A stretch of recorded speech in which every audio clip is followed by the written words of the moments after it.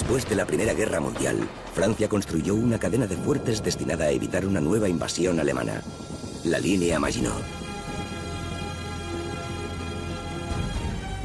En su edificación participaron en 1939 miles de republicanos españoles. Esta es su historia.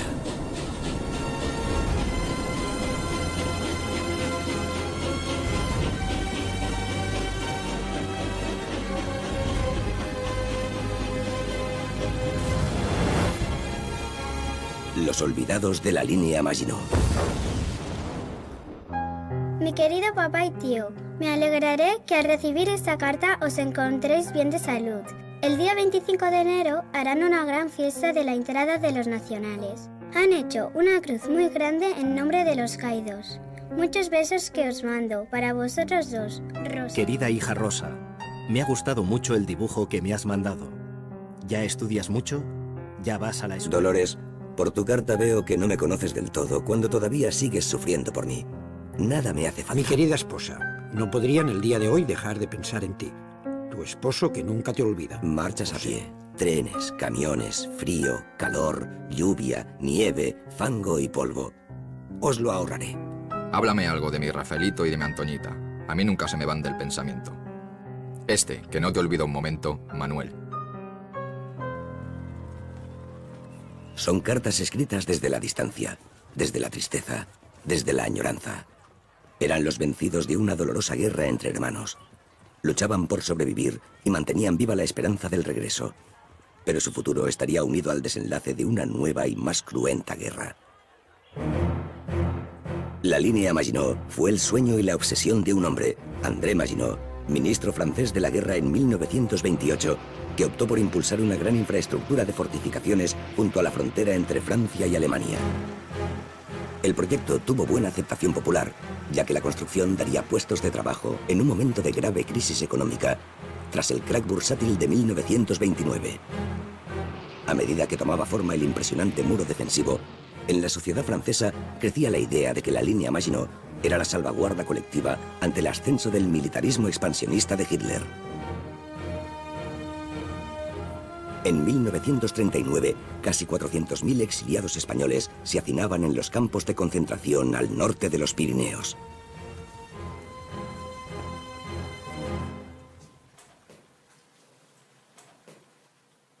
Antonio González era un niño cuando su padre, Juan, y su tío Manuel dejaron la familia tras la guerra civil y se fueron a Francia. Ya no volvió a verlos. Yo soy este cabezoso que hay aquí.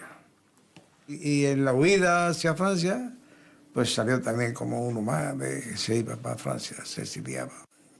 Y llegó hasta el Careo, Sumé, a los campos de aquí de la frontera, cercanos.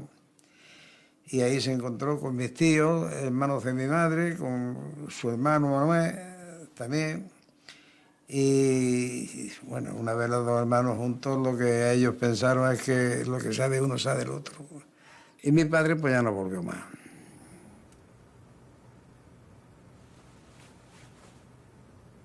Francisco Aura nació en Alcoy en 1918. Se alistó con 16 años en el Ejército de la República. Combatió en el Frente de Madrid, donde fue herido. Y herido, pasó la frontera en febrero de 1939. Fue internado en el campo de Saint-Cyprien.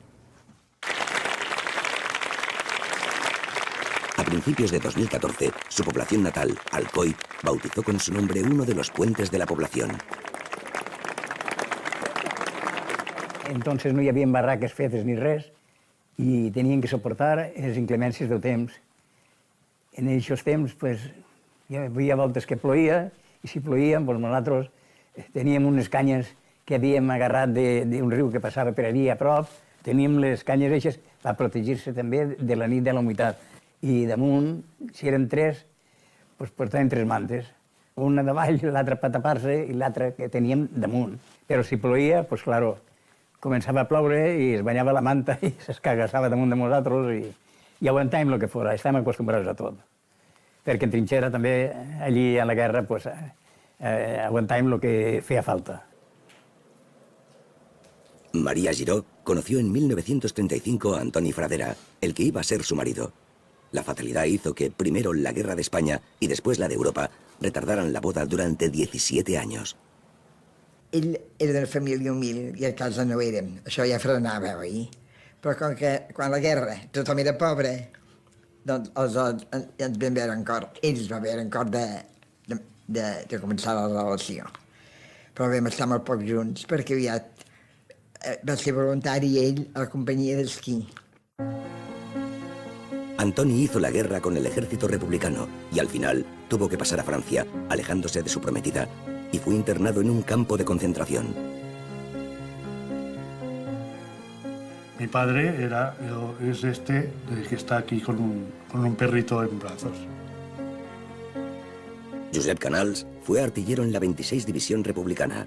Pasó a Francia por la frontera de Puigcerdà y fue a parar al campo de Saint-Cyprien. Siempre contó a su familia las historias del exilio. Muchos se ahorcaban incluso de la mala situación que tenían por el hambre y por el frío que pasaban. Estaban vigilados incluso por soldados senegaleses montados a caballo. En 1939, las alternativas para estos republicanos españoles eran limitadas. Podían quedarse en los campos, mal alimentados y en condiciones insalubres, o bien volver a la España de Franco, en donde a muchos de ellos les esperaba la cárcel o la muerte. Ante la certeza de que Francia entraría en guerra por la amenaza nazi, el primer ministro francés, Edouard Daladier, creó las compañías de trabajadores extranjeros. Eran grupos de obreros militarizados que trabajarían a las órdenes del ejército francés.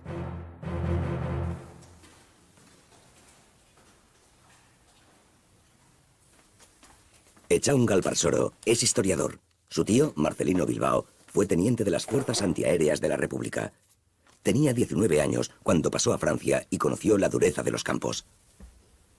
En el campo de concentración de Cefons contaba que solía haber muchos heridos tirados en el barrizal con gangrena, brazos amputados, piernas amputadas. Decidió junto a dos amigos que lo mejor era ingresar cuanto antes en una unidad militar francesa.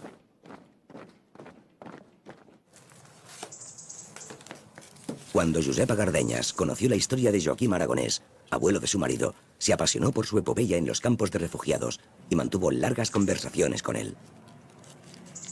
El no tener donde refugiarse, la tramontana que levantaba la arena sobre todos ellos, el frío, la falta de alimento. Las hermanas Esther y Fabiola Marí tienen muy presentes las historias que les contaba su padre, el ibicenco Bartomeu Marí. Qué guapo, ¿no? A la vez estaba agradecido que los dejen pasar a la frontera, ¿no? Para salvarse el pellejo, digamos, y a la vez estaban en muy malas condiciones. En sus inicios, las compañías de extranjeros eran en la práctica compañías de trabajadores españoles, según especifica una directriz del ministro francés de la guerra, clasificada como secreta. Este texto, al que ha tenido acceso este documental, dice: he decidido utilizar para ciertos trabajos que interesan a la defensa nacional una primera tanda de unidades de trabajadores que serán constituidas entre los milicianos españoles internados en Francia. Estas compañías serán denominadas Compañías de Trabajadores Españoles. Cada compañía estaba formada por 250 hombres. Estaban mandadas por un capitán del ejército francés, en activo o en la reserva, al cual ayudaban un suboficial francés, 12 miembros de la Guardia Republicana Móvil, 2 secretarios, 2 cocineros, un ordenanza, un ciclista y, siempre que fuera posible, un intérprete. Por parte de los trabajadores españoles, había 10 oficiales y 230 trabajadores, distribuidos entre mecánicos, albañiles y peones. Además de un intérprete, un enfermero, un barbero, 2 aguadores, 2 zapateros y 3 cocineros. Las principales aproximaciones, los principales estudios de estos últimos 25 años aproximadamente, sobre todo entre 20 y 25 años, nos dejan una cifra de en torno a entre 50.000 y 60.000 españoles enrolados en este tipo de compañías. Van a las compañías para escapar de los campos, para recobrar su dignidad por medio del trabajo. La guerra ha terminado. Saben que han sido vencidos, pero son humillados por las condiciones de los campos de internamiento. Son humillados de forma permanente y por eso van allá para reencontrar su dignidad y para poder continuar el combate contra la dictadura franquista. Yo creo que salir del campo era una forma también de seguir combatiendo al fascismo, específicamente a los alemanes que bombardearon mucho en España. Y él pensaba que Francia, con Inglaterra, con la Unión Soviética, pues derrotarían a los fascistas, a los alemanes. Y derrotando a los alemanes, pensaban que después podían derrotar a Franco.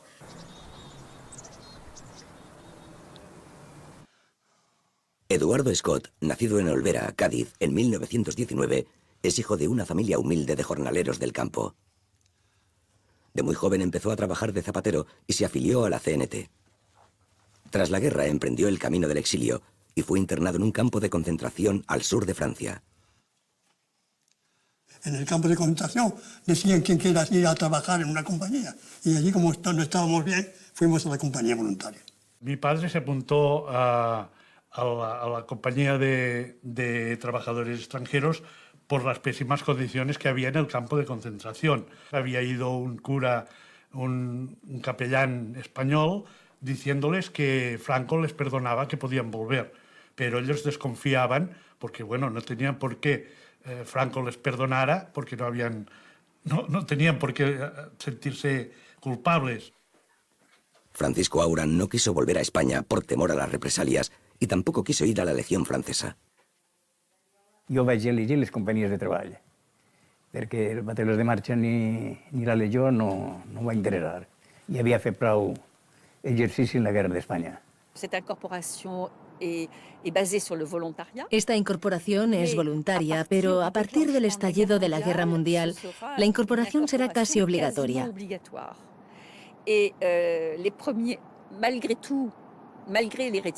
A pesar de las reticencias, muchos refugiados se apuntarán, incluso antes del verano de 1939, para salir de los campos.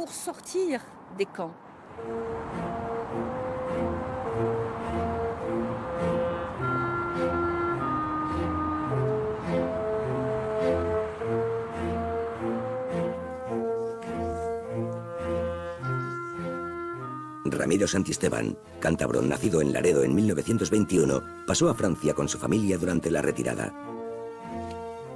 Cuando cruzó la frontera, Ramiro solo tenía 17 años. Primero estuvo internado en el campo de Vernet y después en el de Sepfón. Yo no me incorporé, me incorporó de oficio. Los miles de españoles que habían pasado, podría decir que eran especialistas de la guerra, venían 3 años de guerra, y esa experiencia no la tenían los soldados franceses. Así que nosotros a veces los veíamos hacer cada burrada que para reírse. También Antoni Fradera, el novio de María Giró, se apuntó a las compañías que iban a la línea Maginot, alejándose aún más de su prometida. Los refugiados de las compañías de trabajadores extranjeros tuvieron ocasión entonces de conocer de primera mano esta obra colosal de la ingeniería militar de la época.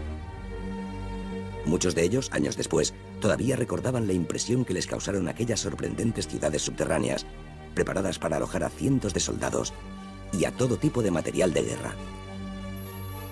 A lo largo de los 11 años que duraron las obras, se movieron 12 millones de metros cúbicos de tierra, el equivalente a llenar 8 veces hasta el borde el famoso estadio de Maracaná, en Río de Janeiro.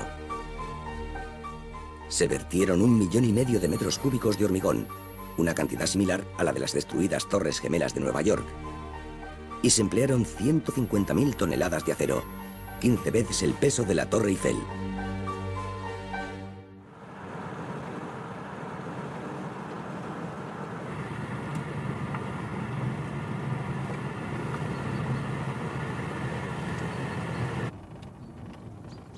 El fuerte de Fermont mantiene la aureola de ser el único de la línea Maginot que no fue conquistado por los alemanes, sino que fue entregado sin rendirse tras el armisticio.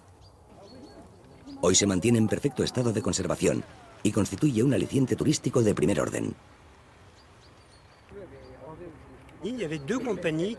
Había 2 compañías de trabajadores españoles que tenían como primera misión construir un campamento donde alojarse.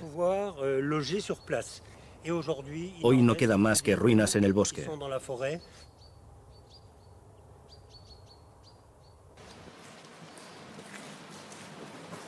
Un pequeño tren se encargaba de hacer llegar a Fermont los suministros y la munición. El tren puede entrar todo entero dentro de la galería, pero hay que maniobrar para bajar las vagonetas. Los búnkers y las entradas se encuentran al mismo nivel y por tanto hay que descender 30 metros bajo tierra, seguir la galería y subir a los búnkers.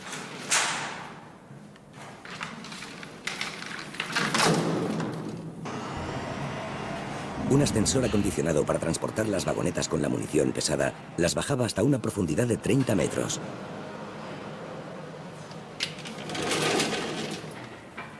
Allí, un sistema de galerías y pequeños trenes transportaba tanto la munición como a los soldados al búnker artillero.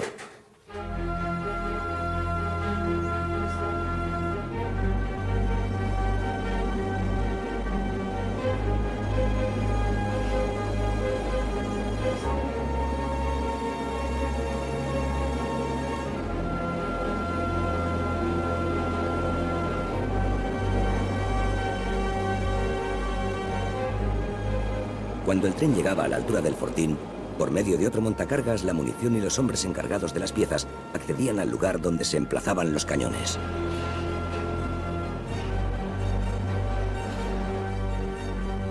La zona del fuerte de Fermont, donde se ubicaban los cuarteles, constituía en la práctica una ciudad subterránea. Un complejo sistema de generadores y filtros proporcionaba aire limpio a los más de 600 soldados que alojaba. Disponía de todo tipo de servicios, desde dormitorios hasta una prisión. Los comedores para la tropa estaban dispuestos en largas galerías para facilitar la pronta evacuación.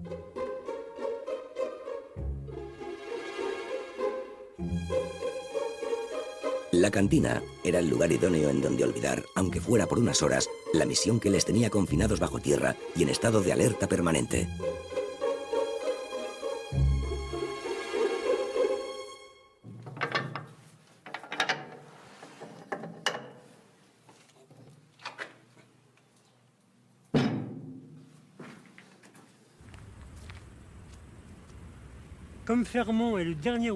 Como Fermont es el último fuerte de la línea Maginot, no se construyó una casamata, sino que se construyó una torreta que podía disparar en todas direcciones, girar sobre sí misma 360 grados.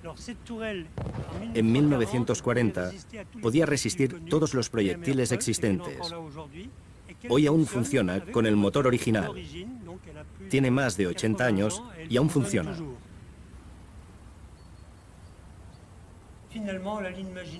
Hasta 1960 se hizo un mantenimiento de la línea Maginot y a partir de 1972 se empezó a abandonar y a vender algunas casamatas y algunos fuertes, como el de Chapí, que será vendido al propietario de la granja situada justo al lado.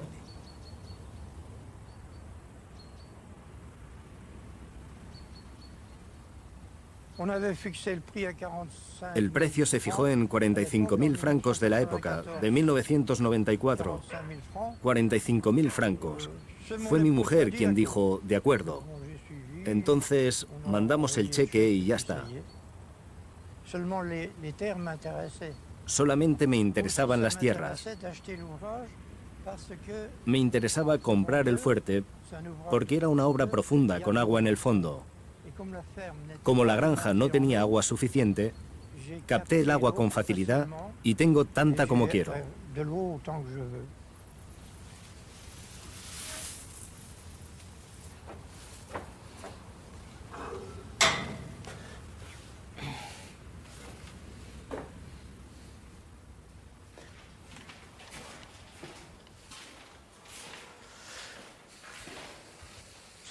Se ha mantenido igual, como era en 1940. Hoy está un poco desgastado, pero aún está sólido. Pienso que dentro de 1000 años aún estará igual. No será destruido.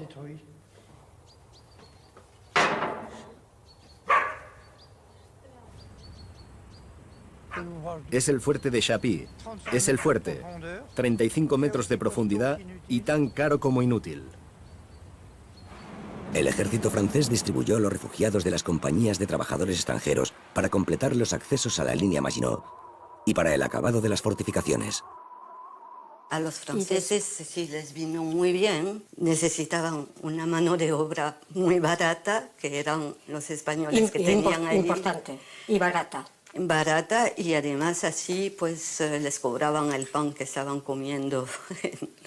Eso decía mi papá, contaba así. Nos hicieron pagar el pan blanco que comimos muy caro, carísimo. Marcelino en la línea Maginot era un peón de obra como todos los españoles. Su trabajo consistía en transportar sacos de cemento de aquí para allá y, bueno, mediante andamios y el sistema de encofrado, pues hacían blocaos, torretas, casamatas y, bueno, unos fortines extraordinarios. Pues allí era pastar les pasteralls, les mescles que eren necessàries i els obrers que hi havia més capacitats de treball de construcció, pues estos son los que feien l'obra. Su trabajo consistía en hacer muros de hormigón y, bueno, unos muros de hormigón armado. Una cosa, él siempre decía que era impresionante, porque tenían una anchura pues fuera de lo normal, de 1,5 metros de ancho, a prueba de obuses y de lo que fuera. Un día que estaban en el bosque pues cortando leña o trabajando pues, supuestamente trabajando, había mucho frío, hicieron un fuego para calentarse un poco por turno, ¿no? Y pasaron a un grupo de oficiales franceses y les preguntaron que por qué no estaban trabajando y estaban alrededor del fuego calentándose las manos. Y un asturiano de su grupo le dijo a los oficiales, pas manger, pas travailler, o sea, no comer, no trabajar. Y entonces ese grupo de oficiales fueron a las barracas en la cocina a averiguar qué pasaba con el cocinero y a los 4 o 5 días dice que mejoró bastante la comida y que fue un poco más sustancial, ¿no? En realidad, ¿cuántos de ellos trabajaron directamente en la construcción o el mantenimiento de la línea? Aproximadamente diría que unos 12.000. A su vez, esos 12.000 estarían apoyados por otros 8.000 en posiciones inmediatamente posteriores a esas, pero también destacadas, tipo la extensión, por ejemplo, que podríamos encontrar hasta la frontera franco-belga. Un 29% de los prestatarios serían de origen catalán, un 15% lo serían de origen aragonés, 14% levantinos, 14% también andaluces y un 8% castellanos. El resto vendría del resto de provincias españolas. Nos levantamos como todos los soldados y nos daban el café como a todos los soldados y luego en marcha íbamos a donde estaban haciendo la zanja antitanque y se pasaba el día así. Comíamos allí a mediodía en el trabajo. Y luego de noche, cuando la jornada terminada, volvíamos a nuestro hogar, que era una finca, ¿no? La finca agrícola. La remuneración era uno de los alicientes que tenían los refugiados que se apuntaron. Cobraban 50 céntimos de franco al día como dinero para gastos. Además había un sueldo de soldado también, el sueldo como un soldado francés. Eso nos permitía hacer otras cosas, ¿no? Comer cosas que no estaban en la cocina. 50 céntimos por día. Con eso íbamos lejos. Aparte recibían ropa de trabajo, botas, cigarrillos y sellos para escribir a la familia, si bien no podían decir desde qué lugar lo hacían. Las compañías de trabajadores extranjeros estaban totalmente militarizadas, eran parte del ejército francés. De hecho, se les repartió un uniforme, una chaqueta azul de la Primera Guerra Mundial, no así los pantalones. Normalmente estaba vestido militar, el uniforme francés. Pero para que mi madre no se daría cuenta que estamos verdaderamente en el ejército, pues el vestido civil. Bueno, estos son los pantalones que llevó mi padre durante la guerra, incluso también los que llevaba en Francia en toda su campaña. Son unos pantalones de pana, muy recios y resistentes, pues duraron toda la campaña. Mi madre los guardaba con mucho cariño, entonces pues los hemos ido guardando y esperemos guardarlos siempre, ¿no? Cuando no tenía nada que ponerse, porque lo que tenía usted estaba ya roto, como feo, pues le daba una chaqueta de soldado. Existe en algunos casos el caso curioso de que varios prestatarios cuentan en sus memorias cómo fueron vestidos o equipados con uniformes precisamente de ese primer conflicto mundial, que eran de color celeste, diferentes a los que utilizaría el ejército francés en la Segunda Guerra Mundial a posteriori, y por lo tanto fueron mofa incluso de algunos de sus compañeros. Las cartas que mandaban los exiliados desde la línea Maginot contaban muy pocas cosas sobre el lugar donde se encontraban y las condiciones en que vivían. Todos solían ocultar las cosas malas que les sucedían para evitar que sus familias sufrieran por ellos. Francia, 5 de febrero de 1940. Mi querida esposa e hijo. Será toda mi alegría que al ser está en vuestro poder, gocéis donde se encuentren todos bien en unión de toda la familia. Yo y mi hermano, todos buenos. Y aquí, ve prisionero de guerra en Bonnet-Santé. No sé lo que querrá decir Bonnet-Santé. Que tenía buena salud. Que tenía buena salud. Que tenía buena salud, que tenía buena salud, pues sería eso. Nos decían cosas las madres que nosotros no las entendíamos. O sea, tu padre no está, tu padre se ha marchado, o lo han trasladado, cosas así. Nosotros éramos niños y no podíamos valorar las cosas importantes como tales. Éramos los huérfanos, los hijos de los que estaban por ahí. El viaje fue muy interesante. Grandes ciudades, densos bosques y magníficos paisajes desfilaron a toda velocidad delante de mis ojos, sedientes de ver algo nuevo. La ilusión era de llegar al lugar destinado, y aquí sobrevino el gran desengaño. No sabía yo que existían regiones donde el sol es una rareza. Dejé la nieve con todas sus bellezas y encontré el hielo continuo con sus inconvenientes. La temperatura mediana es de 25 a 30 grados bajo cero. Mi querida esposa, no podría en el día de hoy dejar de pensar en ti con un recuerdo más vivo que los demás días. Por ser el día de Nuestra Señora del Carmen y festividad de tu santo. Lo más esencial es que gocemos de buena salud, porque dice el refrán que las personas se encuentran. Y que las montañas no. Sobre todo lo que es curioso es que siempre intentan ilustrar estas cartas con pequeños dibujos de niñas, pues típicos, ¿no? La casita, el jardín, las flores.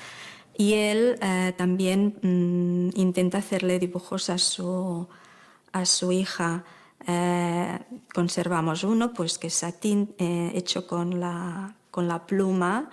Dice, no lo he podido pintar porque no tengo colores. En otra carta ya el dibujo está coloreado. Dice, un compañero me ha dejado unos colores y te puedo pintar este dibujo, a ver si te va a gustar. También solo conservamos 2 de estos dibujos pintados y en todos hay Rosas, que es el nombre de su hija Rosa. La documentación del Estado Mayor francés especifica que los refugiados españoles de las compañías no son prisioneros y, en consecuencia, que podían circular libremente por los límites de su lugar de destino. Son des hommes jeunes, Eran hombres jóvenes que, a pesar de sus defectos, estaban rodeados de una aureola de cierto prestigio.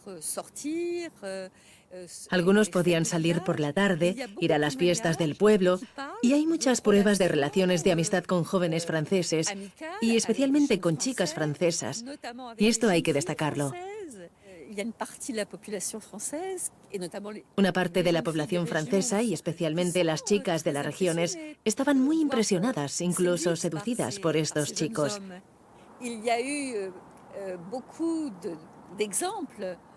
Hay muchos ejemplos de españoles que se enrolaron en las compañías de trabajadores extranjeros que formaron parejas duraderas con mujeres francesas. El domingo salíamos de paseo cuando veíamos, digamos, y volvíamos por la noche al cuartel. Explicaba que les hacían hacer deporte, fútbol, juegos de una compañía contra otra, de tirar la cuerda, en fin, que cantaban, hacían coros, en fin, que tenían cuidado de que no les desfalleciera la moral. Los domingos pues nos íbamos al café con la gente en el pueblo. Nosotros no sabíamos hablar francés, ¿no? Éramos españoles. Y la relación cuando no se habla la misma lengua es muy difícil. Si entrabas en un bar y consumías algo, cuando ibas a pagar, no está pagado, o sea, aquella mesa que pagamos, nunca pagábamos nada nosotros del bar. Y eso era gente joven allí del pueblo, ¿eh? Entraron en una granja y vieron que había patatas, empezaron a escarbar las patatas para poder hacer su olla, ¿no? Entonces, pues, mientras estaban en esta faena de escarbando patatas y así, les sorprendió la mujer de la propietaria, ¿no? Y empezó a gritar, volé, volé, quiere decir, en francés quiere decir ladrones, ladrones. Y ellos, pues, claro, mi padre tuvo una reacción de decir, no, señora, por favor, no somos ladrones, nosotros venimos a buscar pensamientos, ya que había unos pensamientos por allí, pensamientos porque los ponemos en las cartas cuando mandamos a la esposa adentro, así plegados, para que se acuerden de que los pensamos, es un detalle que hacemos. Y la mujer pues reaccionó de una forma que ellos incluso se admiraron, ¿no? Porque esta señora dijo, hombre, pues esto es lo que me pasaba a mí cuando mi marido en la Primera Guerra Mundial me mandaba cartas con pensamientos en el interior de las cartas. Me estaba comiendo mis alubias al interior de un fortén que habíamos hecho, que ya nos reservaba del frío. Viene uno a buscarme y dice, venga, aquí hay una mujer que quiere verte. Digo, déjame terminar de comer lo que me venía. Y vino 2 o 3 veces hasta que al final vino ella, la mujer. Y le preguntó el intérprete qué años tenía y no hacían más que decir, pero si es un niño, si es un niño. Bueno, mira, dice, bueno, no te muevas, todo por señas, ¿eh? El francés cuando aquello, dice, quédate aquí que yo vuelvo. Bueno, me dio un montón de bufandas, olían a perfume, no veas. Dice, yo huele a perfume, pero no tengo nada más que hijas. Tenía 6 hijas, o creo, una cosa así. Mira, cuando entramos a lo que era cuartel, que era un castillo, todo quisqui, allí. Digo, mira, igual que perros. Los refugiados españoles tenían en mente poder regresar a España con sus familiares. Algunos lograron los deseados avales y optaron por regresar, como Josep Canals. Bueno, él pudo volver a España porque mi madre pues consiguió los avales de personajes de España, entre ellos uno era el don Epifario Fortuny, baró de Esponellà, amigo suyo, de cosas culturales, y también de un Gerijalfe de la Falange, y también de un cura.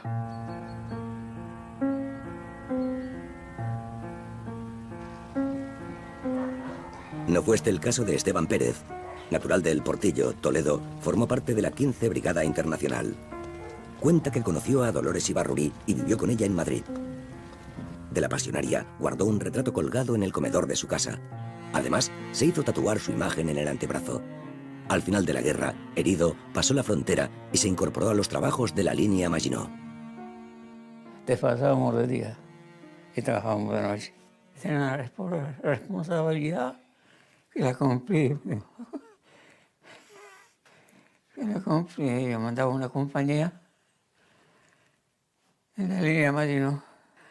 He hecho todo lo que he podido y más de lo que he podido a veces.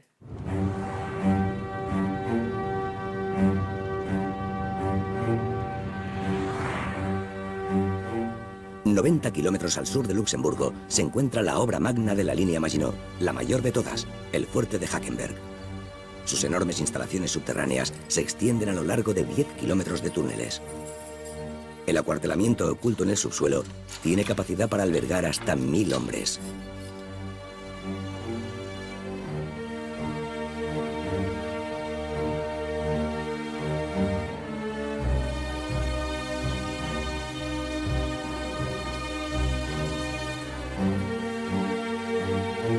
La munición para los cañones se almacenaba en un gran arsenal dentro de contenedores metálicos que después eran transportados hasta los puestos de combate colgados de una guía.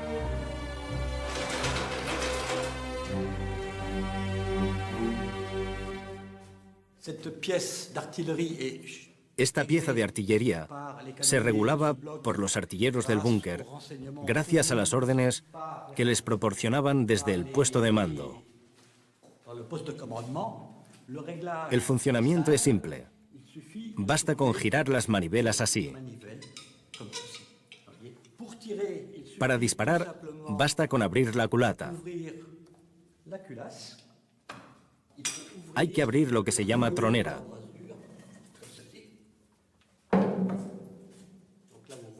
Se puede ver a través del tubo. Es necesario que el cargador coja el cartucho y lo introduzca en la pieza.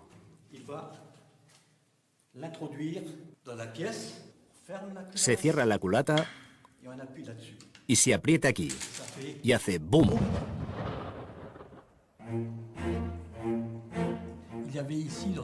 En este fuerte había 999 hombres. Entre ellos había artistas que formaron una pequeña orquesta. Otros crearon un pequeño grupo de teatro. Se formaban también equipos deportivos, especialmente de fútbol. Había agua caliente para las duchas y calefacción central. Era famosa la comida de la línea Maginot, que era excelente. Y si la comida para los soldados resultaba excelente, en el fuerte de Hackenberg a una buena comida le seguía siempre una buena sesión de cine. La vida en el fuerte no era triste. Para distraerse, el viernes, el sábado y el domingo, había sesiones de cine. Eran películas de amor, westerns, todas las películas de los grandes realizadores de la época, pero sobre todo ninguna película de guerra, para no desmoralizar a los soldados. Hay una película muy famosa que se estrenó en esa época, muy famosa.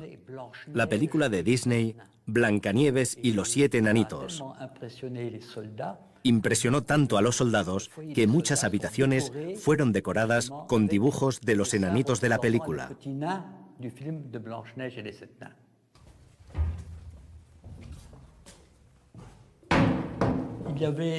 Había un dentista que venía todos los viernes.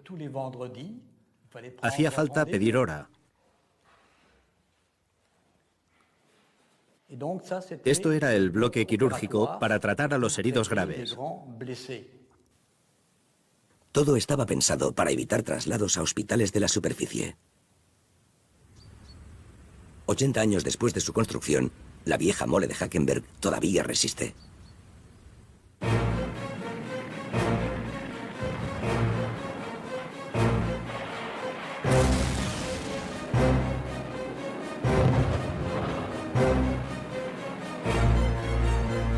El ejército alemán invadió el territorio francés esquivando totalmente la línea Maginot.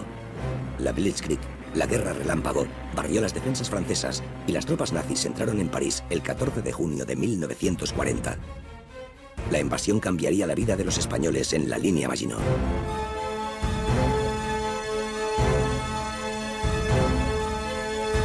Que las fuerzas alemanas entraron por Bélgica, en Francia, y la línea Maginot, toda entera, y eso también se quedó fuera, quedó detrás.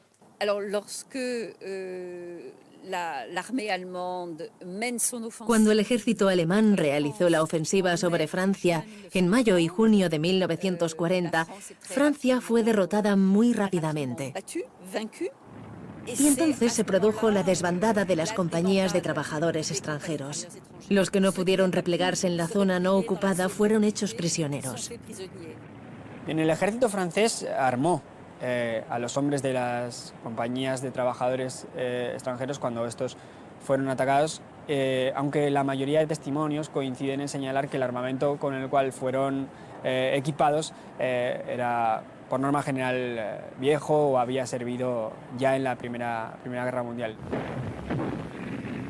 Cuando ves el material que teníamos, fusiles aún de la guerra 14 a un tiro, o sea que empleaban todo el material que había servido la guerra del 14, lo empleaban porque lo otro no había que usarlo en caso que el caso no llegó nunca. Y los alemanes encontraron un material perfecto y moderno, todo bien engrasado, bien conservado.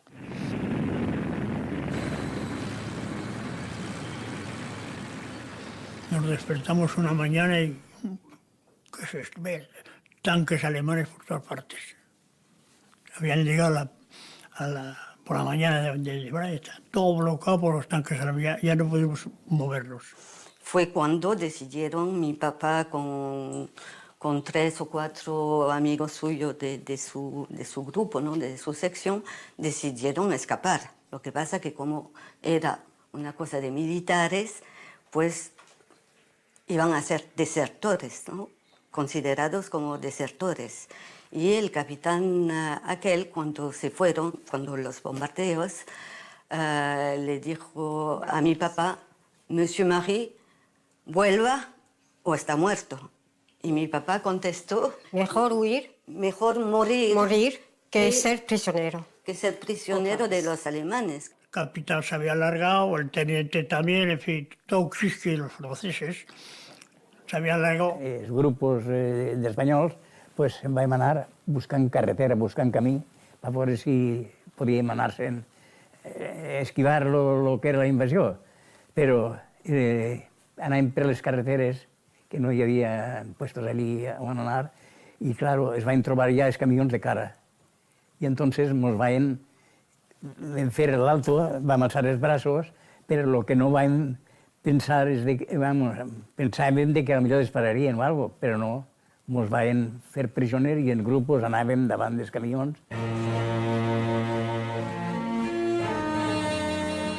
Desorientados, dispersados, se vieron huyendo de nuevo, en este caso del aliado más poderoso de Franco. Y yo hice lo posible, con los amigos que tenía, yo hice lo posible por llegar a la frontera suiza, pero no tuve tiempo. Es una tierra de mucha montaña, ¿no? Y era difícil andar 1000 kilómetros. Nos damos cuenta que en Francia iba mal. Iba mal porque un desorden terrible, una cosa. Paramos a un autobús que venía cargado de gente y había un matrimonio que tenía quizá ya más de 70 años, que está tirado por el suelo, la mujer llorando, el marido medio muerto, yo no sé lo que tenía exactamente. Y salió un asturiano, cogió el fusil, salió fuera a la carretera y el primer coche que se presentó se le metió delante. Dice, mira, a ver, ¿quién hay si hay alguien en el coche? Era una furgoneta cerrada, ¿eh? Estaba llena de enfermeras en uniforme y todo, que se daban el pío, ¿qué? Mira, allí no, como ya no había mandos que mandaran ni nada, venga leña, fuera todos. Todas las enfermeras abajo del camión. Ahora lo primero, estos 2 viejos que están muriéndose, los pobres, al camión. Ahora, los metieron. Ahora el chofer, en francés, ¿qué quieres que yo haga? ¿Dónde voy yo con esto? ¿Dónde lo voy a dejar? Te espabilas, lo meterán, pero lo más lejos posible. El tío se largó, quizá los abandonó después, no sé, porque estaba todo en desorden. Los alemanes, al identificarlos como republicanos españoles, decidieron no tratarlos como prisioneros de guerra. Y después, cuando vieron que éramos españoles, nos enviaron a Mauthausen. Y del campo de prisioneros franceses nos sacaron para ir a Mauthausen. Gracias a Serrano Suñer. Y le digo el culpable. Ramón Serrano Suñer fue a Berlín en septiembre de 1940 y la única orden escrita que se ha encontrado hasta el momento, ordenando la deportación de los españoles, data del momento en que Serrano Suñer fue a visitar Berlín. Esto quiere decir que hay, evidentemente, un acuerdo entre las autoridades nazis y el régimen franquista.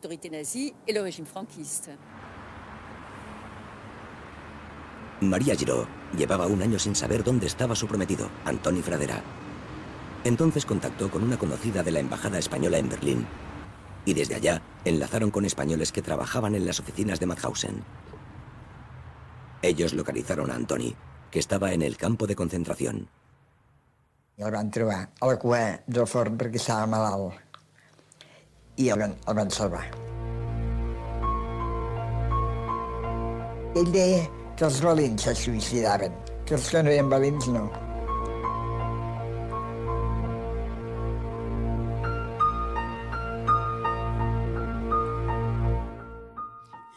Para mí lo que ha sacado en claro es que ya habíamos sufrido los campos de Francia, ya habíamos sufrido mucho. Y esto fue una escuela para nosotros. Porque conocíamos a los comunes y sobre todo ayudarnos. Si veías un español que caía, aunque no conocerías, ya dos salían corriendo, por ejemplo, para llevarlo hasta el campo como sería. Porque sabían que si lo dejábamos, el último ese era un tiro que le pegábamos y terminó. Ramiro Santisteban coincidió en Mauthausen con el fotógrafo Francesc Boix, quien procedía de la 28 Compañía de Trabajadores Extranjeros, también destinada a la línea Maginot. Este Boix trabajaba en el laboratorio de fotografía del campo, o sea que todas las fotografías que hacían de los que mataban y todo, las palizas, todo eso, los alemanes tenían nota de todo. Estas fotos de Mauthausen se convirtieron más tarde en una pieza clave de la acusación contra el régimen nazi. Boix fue el único español que declaró como testigo contra los gerifaltes nazis en los juicios de Nuremberg. Las fotos hablaban, ¿eh? La chaqueta con mi nombre, 5151. En mi número, yo me llamaba así, yo me llamo 5151. Yo estoy orgulloso de verme fotografiado así. Es un orgullo para mí. Porque comprendo que he hecho mi deber para defender la libertad y la democracia en el mundo. Esa ha sido mi lucha, ahí, cuando estaba ahí. Mi madre, la pobre andaluza analfabeta, me dijo, ¿cómo has consentido tú de que tu hija se case con un alemán? El mal que te han hecho. Y desde luego, de todas maneras, le digo a mi madre, hay alemanes que me han hecho mucho mal, pero hay alemanes buenos como yo. Com és possible que el ser humà arribi a resistir aquestes barbaritats que ells van fer? Que no es deuen de perdonar, perquè, escolta, no sé, aquest fanatisme tan extremat d'una joventut que s'haguera fet si t'hagueren dit que el tragueren les tripes te l'haguera tret. Perquè estaven fanatitzats a més no poder, eh? Jo no ho comprenc com el fanatisme arriba a les persones a envenenar-les d'aquesta manera. El destino de Esteban Pérez también fue Mauthausen. Allá permaneció casi 5 años. Más tarde se estableció en Montserrat, cerca de Narbona. En el pueblo ha gozado siempre de la estima y el reconocimiento de sus vecinos, que saben de su epopeya. Pero no fue hasta 2014 que su compañera, Thérèse, después de llevar a cabo múltiples gestiones, consiguió que el presidente de la República Francesa lo nombrara Caballero de la Orden Militar del Mérito. Es esta. Esto tiene más valor que la Legión de Honor, porque la Legión de Honor la dan a cualquiera. Esto es una distinción militar, por lo que ha hecho, por España y por Francia. No, yo estoy comunista y soy comunista de verdad. Aún es comunista. En el pueblo había 2 comunistas. Su camarada que murió hace unos años. Ahora solo queda él.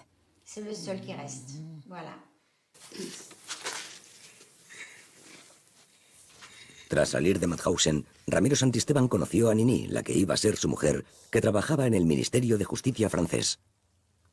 Buscando a los criminales de guerra. Claro, como pues sí, que las mujeres encontraron. Era el servicio de la búsqueda de los... Era su trabajo, ¿eh? Sí, de los criminales de guerra. No había sido criminal, pero me cogió ella, ¿eh? Liberado de Mauthausen, Antoni Fradera, el novio de María Giró, se estableció en París. Quiso probar suerte en el mundo de la peluquería, pero las cosas no le salieron bien. Cayó en el desánimo. Ansiaba regresar al lado de María, pero él era un refugiado sin recursos, y en cambio la familia de María era rica. Al no poder resoldre l'assumpte de casar-nos de seguida, es veu que va caure en una depressió, i ell no em va escriure a mi. Al no tener noticias de su amado, María dio por rota la relación. Para olvidarse de él, decidió deshacerse de las cartas que le había enviado. Els vaig cremar. Me'l volia treure d'aquí. Al cabo de 3 años, la familia de María se arruinó. Un amigo común le hizo saber a Antoni que habían desaparecido las diferencias económicas con su amada. Y él decidió volver para recuperarla. Les nostres relacions va durar 17 anys. Des que ens vam conèixer fins que ens vam casar, ens vam conèixer el 35 i ens vam casar el 52. Déu-n'hi-do. Quan ja érem casats, una vegada anàvem pel carrer, vaig veure venir un home. I dic, mira, l'home aquest ha esperat amb il·lusió tota la vida. I fa així, qui ets? Dic, el Cardí. Cada dia esperava a les 11, a les 11, a les 11 passaven de llarg. De los más de 7.000 republicanos que fueron a Mauthausen, más de la mitad, 4.400, murieron en el campo. Los hermanos Juan y Manuel González fueron 2 de esas víctimas. Y entonces le escribieron los de la Cruz Roja Internacional diciéndole que lamentaba mucho que habían muerto en Mauthausen. Entonces ellos entraron en Mauthausen y en pocos días acabaron. Es triste todo esto.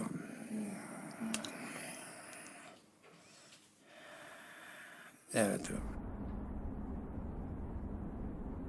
Luego yo aparecí por Mauthausen cuando me pareció que tenía que ir y fui. Y nunca había visto yo tan cerca de mi padre como aquel día que estuve allí en Mauthausen, encima de las cenizas de mi padre. Qué triste.